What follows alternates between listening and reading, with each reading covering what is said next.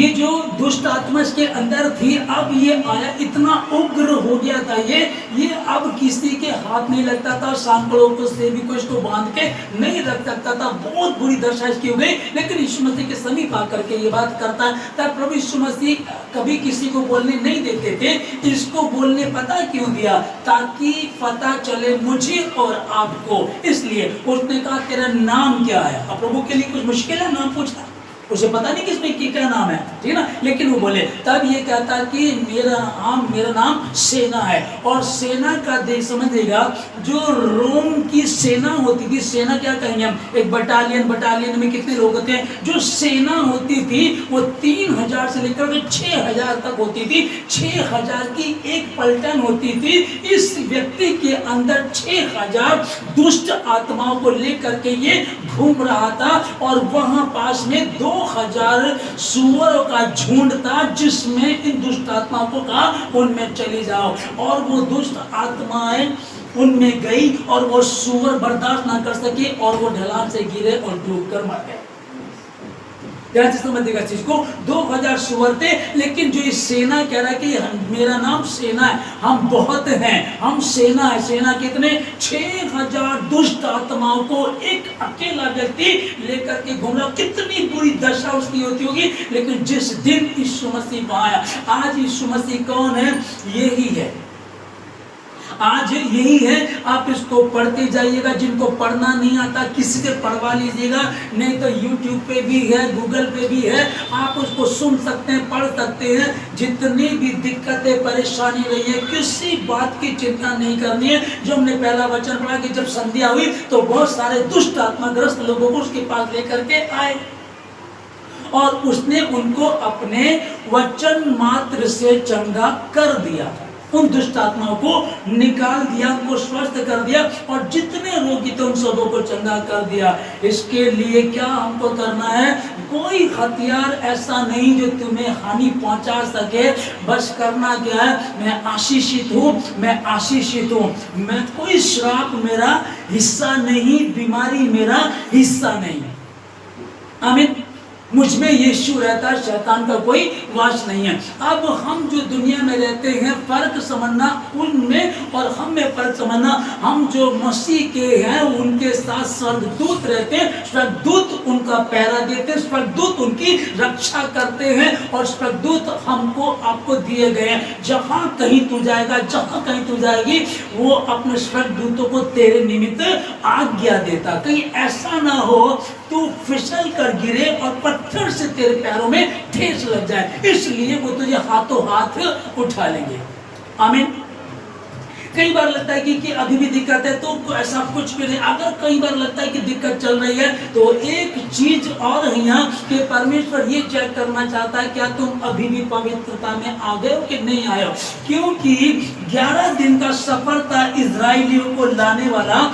मिस्र के देश से जहां जाना था कनान में, वहां का मात्र 11 दिन का सफर था। 11 दिन में प्रभु ला करके वहां खड़ा कर सकता था, वहां ला सकता था 11 दिन में। लेकिन प्रभु को पता था कि ये 430 साल इनको गुलामी में हो गए हैं और आसानी से ये इनकी गुलामी जाएगी नहीं। इनके तो रग रग में गुलामी भरी पड़ी है। इनको क्या करना है? पत्नी मिल जाएगी, मीट मिल जाएगा खाने को, दारू मिल जाएगी पीने को, और कुछ चाहिए ही नहीं। बस यही जिंदगी उनकी थी। उनको स्वतंत्रता का नहीं पता था, आजादी का नहीं पता था। इसलिए परमेश्वर उनको घुमा करके 40 साल तक उनको परखता हुआ लेकर के आया। क्या हमारे यहाँ ऐसा नहीं होता क्या?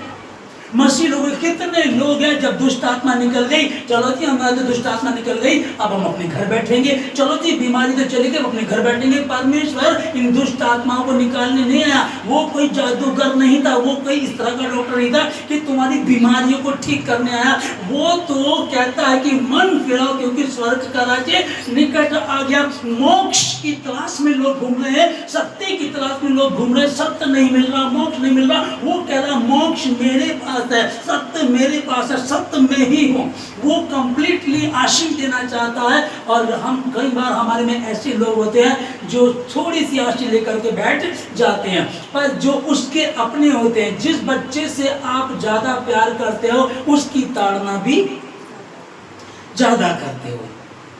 आमीन।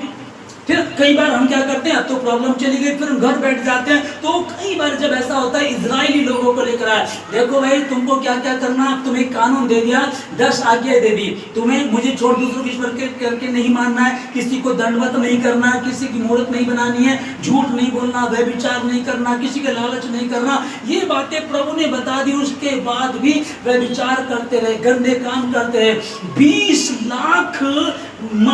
20 लाख इजरायली लोग थे जो वहां से चले थे, और वायदे के देश में जहां पहुंचना था मात्र 2 लोग पहुंचे। अब देखिएगा, समझ रहे? तो परमेश्वर क्या करे, पर छटनी होगी, छटेंगे लोग, चिराग तले अंधेरा, वो उनके आपस में से छटते चले जाएंगे। आप देखो, मूसा के तो बेटे थे, मूसा के 2 बेटे थे, मूसा के 2 बेटे भी थे, उसका भाई सगा हारून उसका भाई था, उसके भाई हारून के भी बच्चे थे। तो भी परमेश्वर ने उसके साथ जब 10 आज्ञा देनी थी तो किसको चुना गया? कौन था उसके साथ?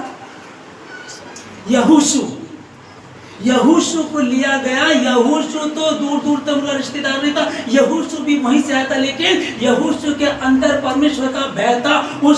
उसके भाई के बच्चे थे, मूसा का भतीजा था, मूसा का भाई था, मूसा के खुद के 2 बेटे थे, उनको किसी को नहीं लिया। और किसको कहा कि तू ऐसा कर, तू यहोशू को अपने साथ ले जा, क्योंकि उसमें मेरा आत्मा रहता है। हालेलुया।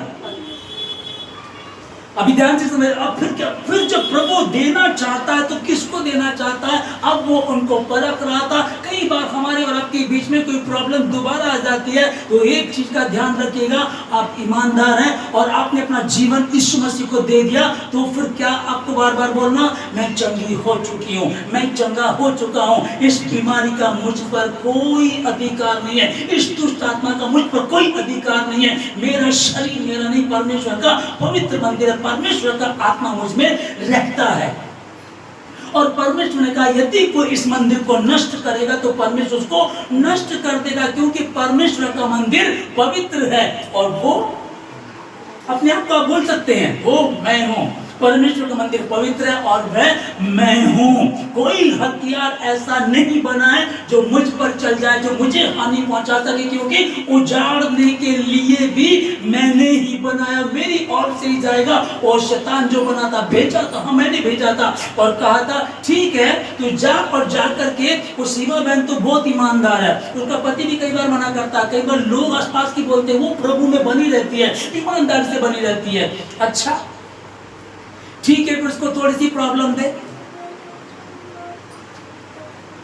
शैतान कहता है परमेश्वर से, प्रभु तू मुझे तू देखो तो वो फिर परमेश्वर ने कहा शैतान को, ठीक है वो अय्यूब तेरे हाथों में है, आप सारे जितने ईमानदार मसीह बैठे हुए हैं आप सब के लिए ठीक है, वो पूरे के पूरे तेरे हाथों में दिए मैंने शैतान, पर ध्यान रखना उसकी कोई भी चीज को तू हाथ लगाना, पर उसको हाथ मत लगाना। सब कुछ नष्ट हो गया। अब अय्यूब अभी भी नहीं टूटा, अब शैतान फिर सिर खुजाने लगा, फिर प्रभु के पास